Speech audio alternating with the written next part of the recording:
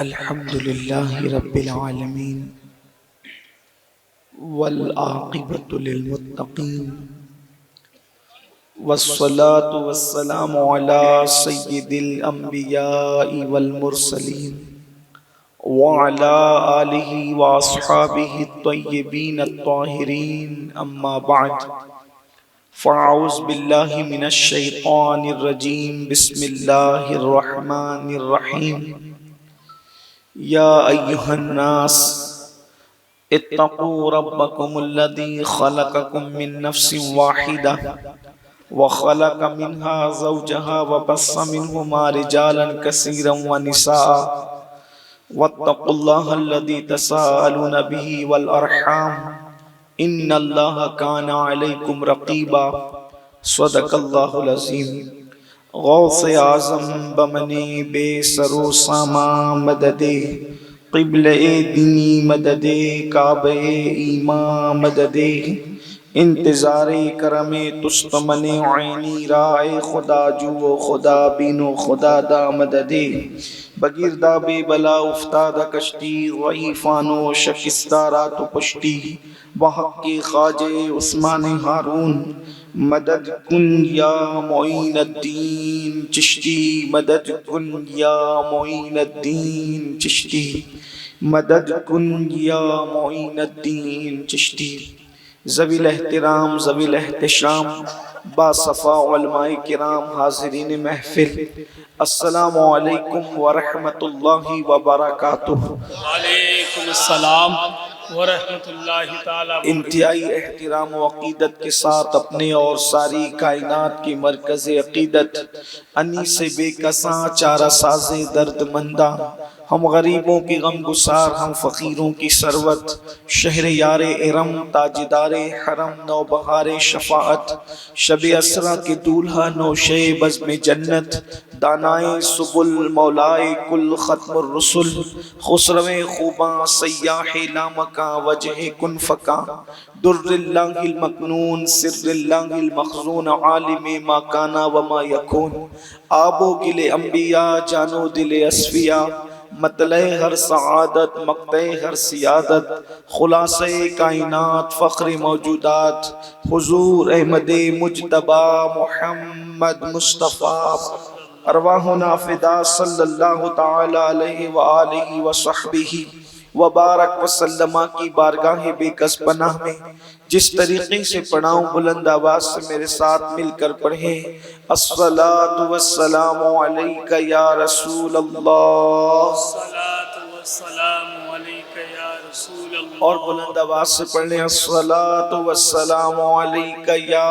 نبی اللہ، الصلاۃ والسلام علیک یا نبی اللہ، الصلاۃ والسلام علیک یا حبیب اللہ، الصلاۃ والسلام علیک یا حبیب وعلی آلک واصحابک یا نور اللہ، وعلی آلک واصحابک یا نور صلی اللہ تعالی علیہ وسلم۔ صلی اللہ علیہ وسلم۔ پھر کے گلی گلی تباہ ٹھوکریں سب کی کھائیں کیوں، پھر کے گلی گلی تباہ ٹھوکریں سب کی کھائیں کیوں، دل کو جو عقل دے خدا تیری گلی سے جائیں کیوں، رخصت قافلہ کا شور گشت ہمیں اٹھائے کیوں، سوتے ہیں ان کے سائے میں کوئی ہمیں جگائے کیوں، جان ہے عشق مصطفیٰ روز فضو کرے خدا، جان ہے عشق مصطفیٰ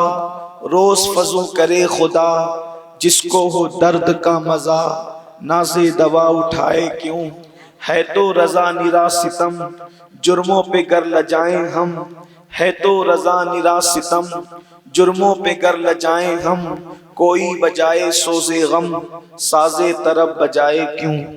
آپ کی بارگاہ میں اپنے دل کے معروضات رکھنے کی سعادت حاصل کرنا چاہتا ہوں، اسی مناسبت سے قرآن مقدس کی سورۃ النساء کی پہلی آیہ کریمہ تلاوت کی ہے۔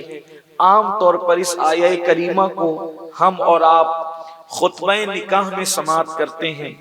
خطبہ نکاح میں جو مسنون ہمارے فقہائے احناف نے بیان فرمایا کہ مسنون یہ ہے، سنت یہ ہے کہ ان 3 آیتوں کی تلاوت کی جائے، اور تینوں کا تعلق جو ہے آغاز اس طرح ہوتا ہے کہ یا ایھا الناس اتقوا، اے لوگو ڈرو، یا ایھا الذین آمنوا اتقوا اللہ حق تقاتہ، اے ایمان والو اللہ سے ڈرو جیسا ڈرنے کا حق ہے، یا ایھا الذین آمنوا اتقوا اللہ وقولوا قولا سدیدا، اے ایمان والو اللہ سے ڈرو اور سیدھی سیدھی بات کرو۔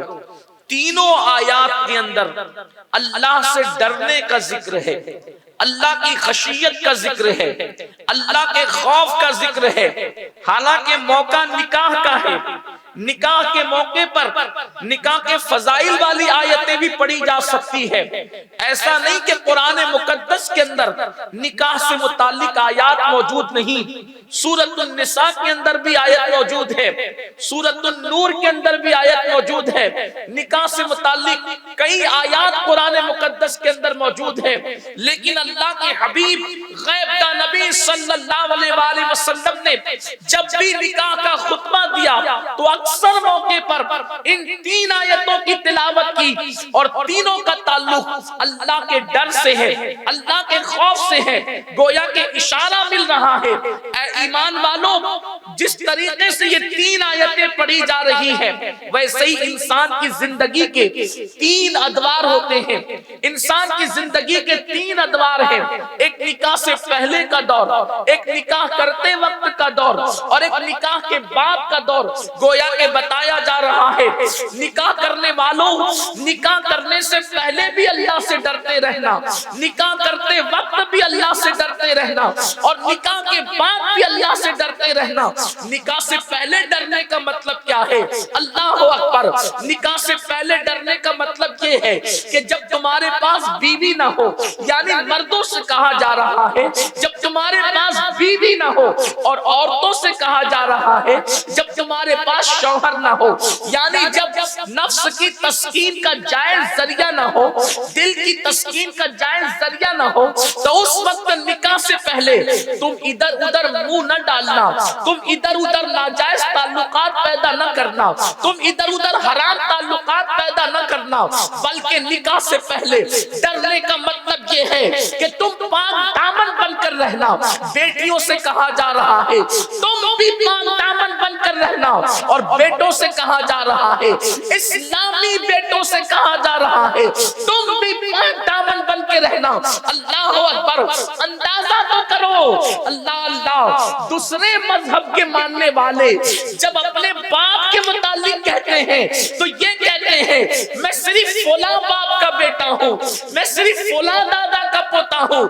لیکن یہ مسلمانوں کی خوش نصیبی ہے کہ اگر مسلمان گھر میں پیدا ہوا تو وہ صرف اپنے باپ کا نہیں بلکہ اسلام کا بیٹا کہلاتا ہے، اسلام کا شہزادہ کہلاتا ہے۔ اسلام کے شہزادے پاک دامن نہ ہوں گے تو کس کے شہزادے پاک دامن ہوں گے؟ اسلام کی بیٹیاں پاک دامن نہ ہوگی تو کس کی بیٹیاں پاک دامن ہوگی؟ اللہ اکبر! لیکن یہاں حال تو یہ ہے، گندی فلمیں دیکھ کر، یوٹیوب پر زنا کے مناظر دیکھ کر، گندے تصویریں دیکھ کر، ناجائز اور حرام مناظر دیکھ کر ہمارے جوان جوانی کی دہلیز پر قدم رکھتے ہیں، تو جوانی کی دہلیز پر قدم رکھنے کے بعد چھوٹی سی عمر کے اندر شادی سے پہلے ہی وہ اپنا سب کچھ لٹا بیٹھتے ہیں، شادی سے پہلے ہی وہ اپنا سب کچھ تباہ اور برباد کر دیتے ہیں۔ اس لیے کہ آج پوری دنیا کے اندر فلم کوئی بھی ہو، کوئی بھی فلم ہو، ہر فلم کا عنوان ہے عریانیت، ننگا پن، ماں باپ سے بغاوت، ناجائز اور حرام تعلقات، اور اس کو محبت کا نام دیا گیا ہے، اس کو پیار کا نام دیا گیا ہے۔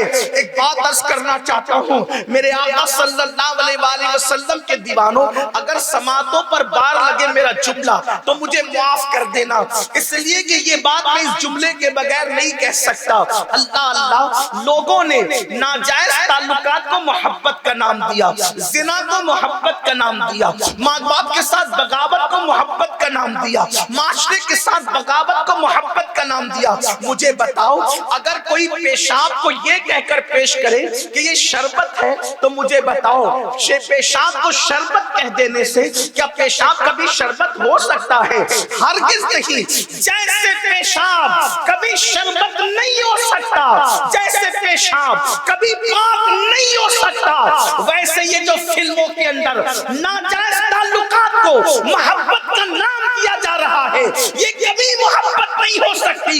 یہ محبت کے نام پہ دھبکا ہے، یہ محبت کے نام پہ بغاوت ہے، یہ محبت کے نام پہ جرائم ہے، یہ محبت کے نام پہ گناہ ہے۔ آؤ میں تمہیں بتاؤں یہ محبت نہیں ہے جو فلم والے سکھا رہے ہیں، محبت وہ ہے جو بلال حبشی نے کیا تھا، محبت وہ ہے جو ویسے کرنی نے کیا تھا، محبت وہ ہے جو صہیب رومی نے کیا تھا، محبت وہ ہے جو صدیق اکبر نے کیا تھا۔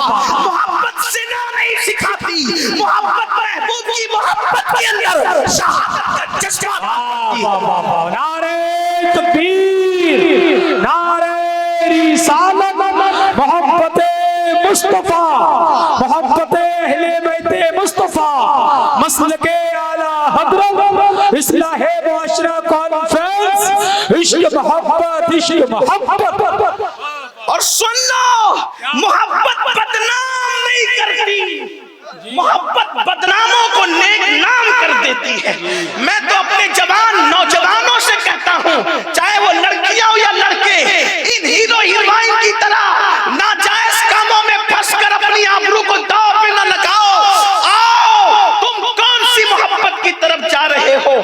اگر اوپن ہو جائے تو گلی میں عزت کے ساتھ چلنے کے قابل نہ رہو۔ اچھے رشتے تمہیں نہ آئیں، گھر میں عزت کے ساتھ نہ رہو، بھابی تانا دے، بھائی تانا دے، ماں تانا دے، باپ تانا دے، کون سی محبت کی طرف جا رہے ہو؟ اوپن ہو جائے تو ذلیل ہو جاؤ، اور اگر چھپا لو تو گھٹ گھٹ کے مرو۔ چھپا لو تو پھر کبھی ریل کی پٹریوں پہ کٹو، چھپا لو تو پھر کبھی کنویں میں جب وہ چھلانگ لگا کر خودکشی کرو، چھپا لو تو کبھی اللہ اکبر پانی میں ڈوب کر کے مرو، چھپا لو کبھی زہر پی کے مرو۔ یہ کوئی محبت ہے جو جان دے لے؟ آؤ ہم اس محبت کی بات کریں۔ اگر بتاؤ تو بتانے والا بلال بن جاتا ہے، اور اگر چھپا لو تو چھپانے والا اویس بن جاتا ہے۔ زندہ باد، زندہ باد، زندہ باد۔ اس محبت کی طرف آئیں۔ اس لیے قرآن کو یا کہ کہہ رہا ہے شادی سے پہلے پاک دامن رہو، ناجائز تعلقات پیدا نہ کرو، اس لیے کہ ہر کام کا اللہ کے یہاں ایک وقت ہے۔ یہاں میں ایک بات، اس لیے کہ مجھے جو عنوان دیا گیا ہے اسی پر میں چلنا چاہتا ہوں۔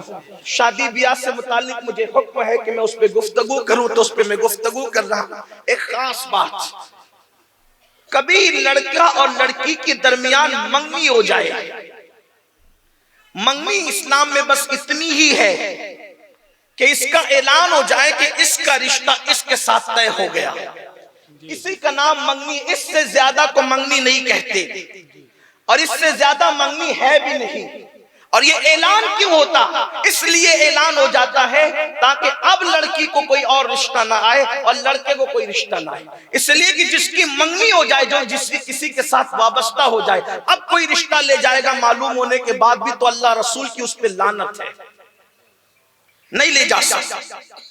تو انجانے میں لے جائے گا تو کئی معتوب نہ ہو جائے، اس لیے اعلان ہو رہا ہے کہ بھئی رشتہ طے ہو گیا ہے، اب کوئی رشتہ نہ لائے۔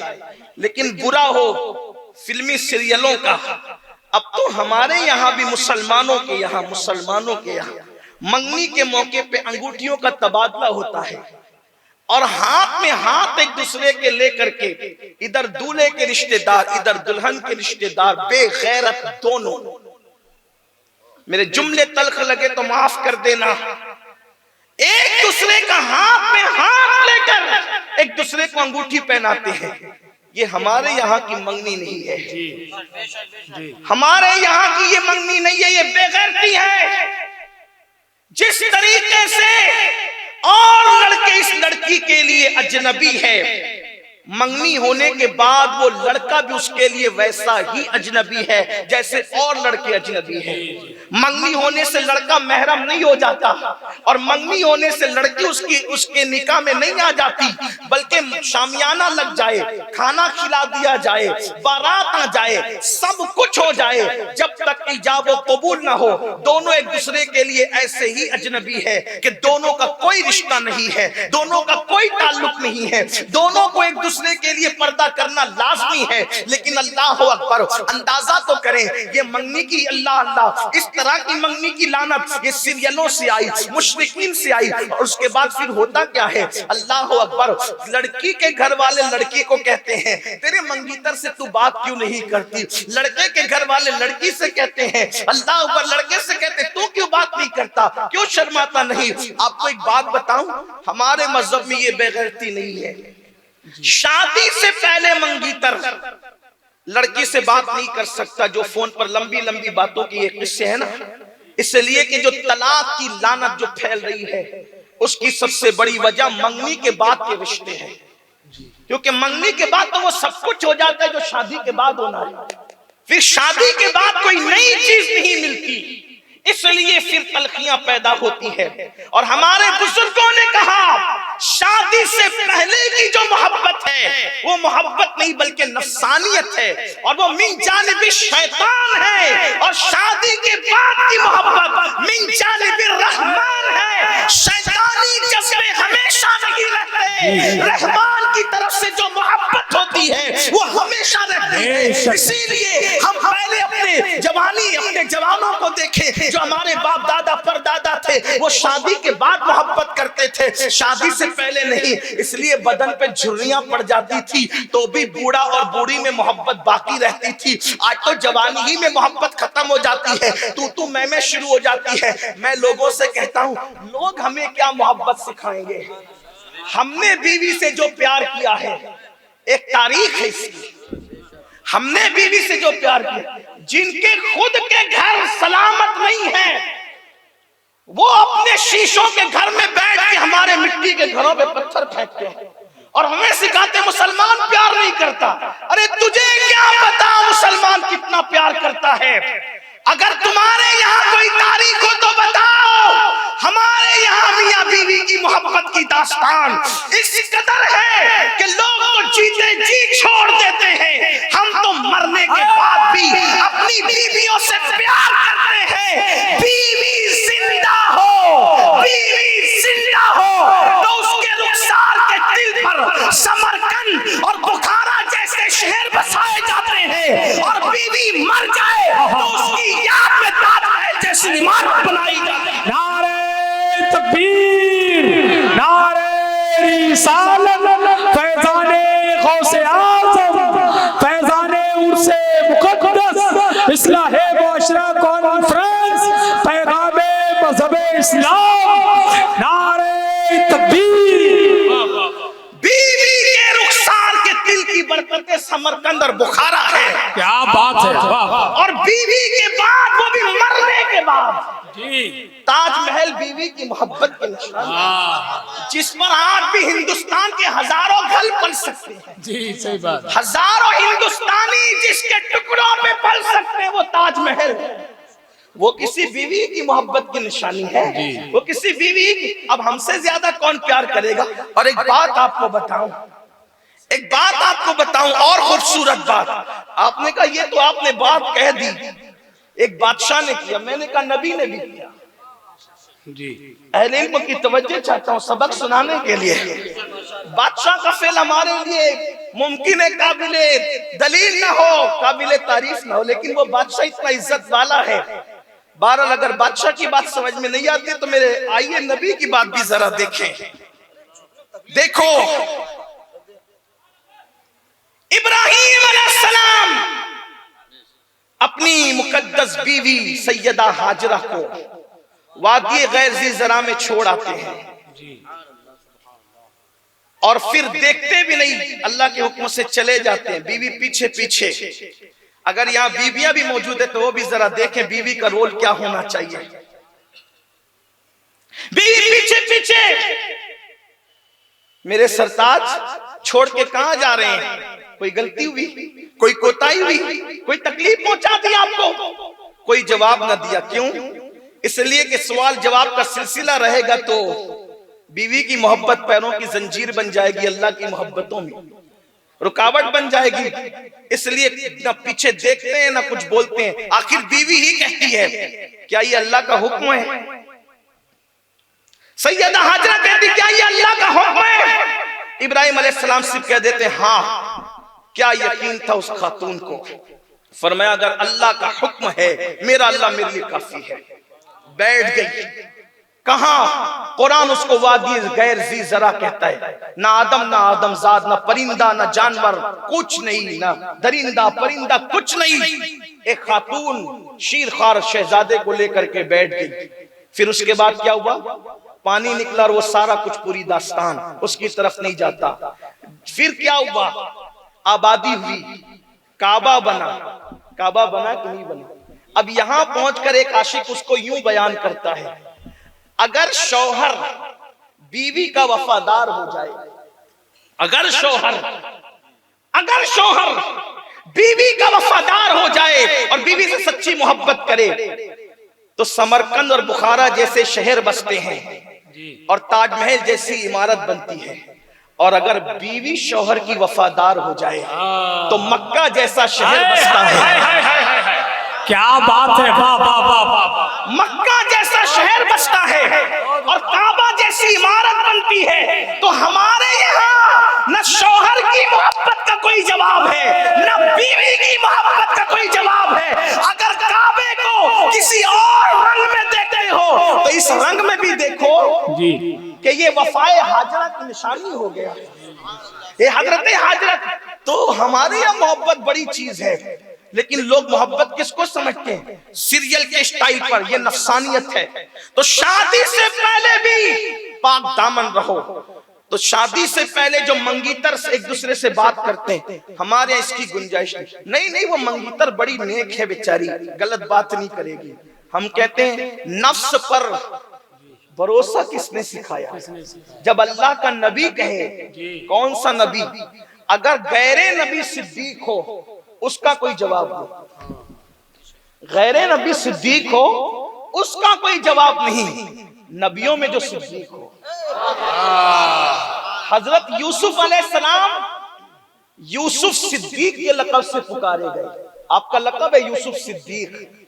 صدیق کا فرق ہے، دیکھو ایک ہے صادق اور ایک ہے صدیق.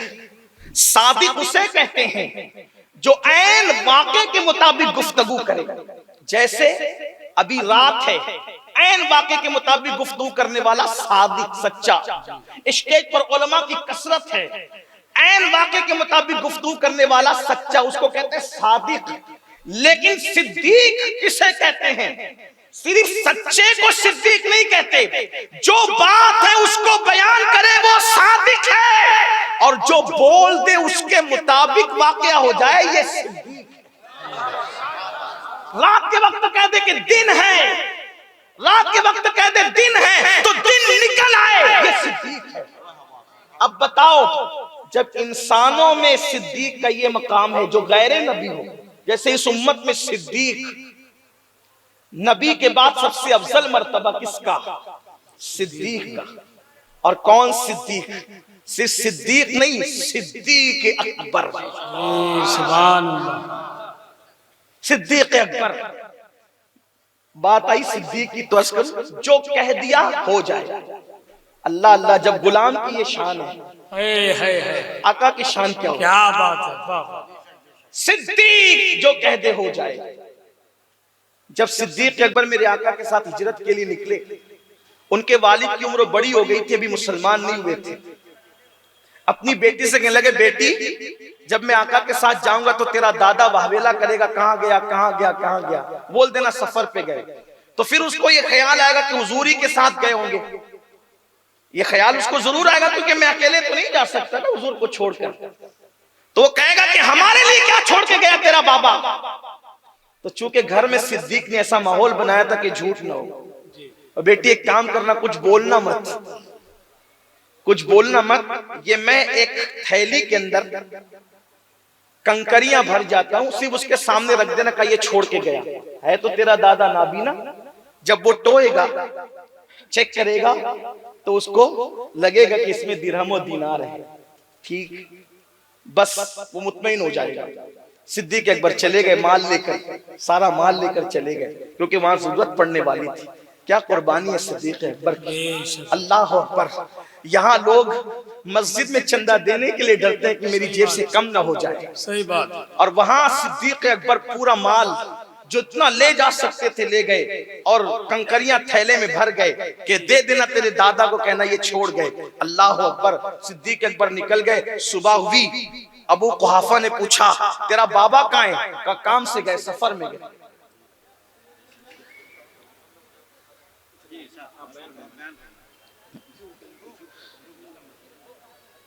تیرا بابا کہاں گیا؟ کہا سفر میں گئے۔ ہمارے لیے کیا چھوڑ گیا؟ کچھ پیسے ویسے چھوڑے؟ حضرت اسماء بنت ابو بکر صدیق کی صدیقہ بیٹی نے وہ رکھ دی تھیلی کہ یہ چھوڑ کے گئے، نابینا ہو چکے تھے ابو قحافہ، جیسے ہی ٹٹولا کہ اس میں کیا ہے، اس میں کیا ہے؟ اب پریشان ہوتی ہے کہ کیا بولوں، اس لیے کہ گھر کا ماحول تھا، جھوٹ نہیں بولتے تھے۔ کیا ماحول تھا گھر کا؟ وہاں گھر کی عورت جھوٹ نہیں بولتی ہے، جی بے شک، اللہ اکبر۔ اور یہاں اللہ اکبر، دین کے نام پر گنبد و مینار کے قریب لوگ جھوٹ بولتے ہیں، اللہ، مذہب کے نام پہ لوگ جھوٹ بولتے ہیں۔ کیا حالات ہو گئے ہیں، اللہ اکبر۔ تو صدیقہ بنت صدیق نے کہا کیا بولوں؟ آخرکار سوچا اگر بولتی نہیں تو واویلا کریں گے، کہیں ان کے واویلے سے حضور کو پکڑا نہ دیا جائے، حضور کی جان پہ نہ بنا جائے۔ فوراً زبان سے نکلا اس میں پیسے نہیں تو اور کیا ہو سکتا ہے؟ بس صدیقہ کا کہنا تھا کہ قدرت کی غیرت کو گوارا نہ ہوا کہ جس نے کبھی جھوٹ نہ بولا ہو، محبوب کی جان کے لیے اس کی زبان سے بات نکل گئی، اور پھر اس میں جو ہے وہ ٹھیکریاں رہ جائے۔ جب اس تھیلے کو کھولا گیا تو صدیقہ کے کہنے پر اللہ نے اس کو درہم و دینار میں تبدیل فرمایا۔ سبحان اللہ، سبحان اللہ۔ جب بنت صدیق کا یہ حال ہے تو خود صدیق کا حال کیا ہوگا؟ اور پھر جب غیر نبی صدیق ہو تو اس کا مقام یہ ہے جو نبیوں میں کیا بات، یوسف صدیق علیہ الصلوۃ والتسلیم آپ فرماتے ہیں میں اپنے نفس کو بے قصور نہیں کہتا۔ جب زلیخا کا معاملہ آیا تو آپ نے کیا کہا؟ میں اپنے نفس کو بے قصور نہیں کہتا، نفس امارہ تو برائیوں کی طرف لے جانے والا ہے، الا ما رحم ربی، مگر میرا رب جس کو بچا لے، اپنے کرم سے بچا لے۔ تو یوسف علیہ السلام جیسا نبی کہے میں نفس کو بے قصور نہیں کہتا، اور آج ہم کہیں میری بیٹی بگڑے گی تھوڑی، میری بیٹی بگڑی ہوئی تھوڑی ہے، میرا بیٹا بگڑا ہوا تھوڑی ہے۔ اگر منگیتر سے بات کرے تو جاتا کیا ہے؟ آئیے جاتا کیا ہے ذرا اس پر توجہ کریں۔ دیکھو جنت کا ماحول ہے، توجہ میری طرف کرنا۔ حضرت تشریف لانے والے، مجھے اس کا اندازہ ہو رہا ہے کہ جو حساب سے لوگ ماحول بنا رہے ہیں، حضرت آنے والے، حضرت آئیں گے میں اپنی گفتگو مکمل کر لوں گا، لیکن آپ میری طرف توجہ فرمائیں۔ آج ہی SDI چینل کو سبسکرائب کریں، بیل آئیکن پر کلک کریں۔ ہماری حوصلہ افزائی کے لیے کمنٹس، لائک اور شیئر بھی کرتے رہیں۔